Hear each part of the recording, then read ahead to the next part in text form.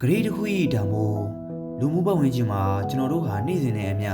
လူမျိုးမျိုးနဲ့အထီးထွေဆက်ဆံနေကြရပါတယ်။ထိုဆက်ဆံရေးတွေကြားမှာငွေကြေးထက်ပုံမရေးကြီးပြီးလူတစ်ယောက်ရဲ့တံမိုးကိုဆုံးဖြတ်ပေးတဲ့အရာတစ်ခုရှိပါတယ်။အဲ့ဒါကတော့ဂရေပါပဲ။ဂရေဆိုတာဘာလဲ။ဂရေဆိုတာ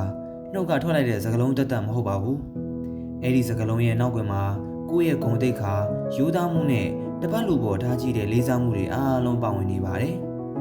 ယုံကြည်မှုကိုတည်ဆောက်ခြင်းယုံကြည်မှုဆိုတာတည်ဆောက်ဖို့ခက်ခဲပြီးဖျက်ဆီးဖို့အလွန်လွယ်ကူတဲ့အရာပါသင်ဟာဂရိတည်တဲ့သူတစ်ယောက်ဖြစ်နေမယ်ဆိုရင်လူတွေရဲ့ယုံကြည်မှုကိုအလိုလျောက်ရရှိပါလိမ့်မယ်သူပြောရင်ဖြစ်စေရမယ်ဆိုတဲ့အတိမတ်ပြုမှုဟာသင်အတွက်ဘယ်တော့မှမပြောက်ပြတ်နိုင်တဲ့အောင်မြင်မှုအရင်လေးတစ်ခုပါပဲဂုဏ်သိက္ခာနဲ့ဂုဏ်ကြည်တရားလူတစ်ယောက်ရဲ့တန်ဖိုးဟာဝတ်ထားတဲ့အဝတ်အစားဒါမှမဟုတ်စီးရတဲ့ကားပေါ်မှာမမူတည်ပါဘူး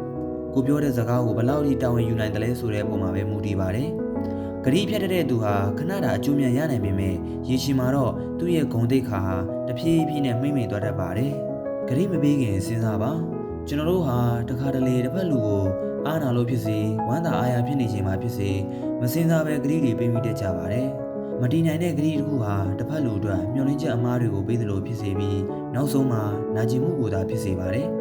ဒါကြောင့်ဂရီတစ်ခုကိုမပေးခင်မှာငါတကယ်လုပ်နိုင်ပါမလားဆိုတာကိုအရင်ဆုံးစမ်းစစ်ဖို့လိုပါတယ်။ဂရီဒီချင်းဟာတစ်ဖက်လူကိုလေးစားခြင်းဖြစ်တယ်လို့ကိုလည်းလေးစားခြင်းဖြစ်ပါတယ်။သင်ဟာလူအများကြားမှာတမိုးရှိတဲ့လူတစ်ယောက်ဖြစ်ချင်တယ်ဆိုရင်တော့ပေးရတဲ့ဂရီတွေကိုကြောက်စာတိုင်းတစ်ခုလိုခိုင်မာအောင်ထိမ့်သိမ့်ပါ။စကားပြောရင်လုံးနဲ့တည်တည်ပြပါဂရီပေးပြီးရင်တာဝန်ယူမှုနဲ့တည်ဆောက်ပါ။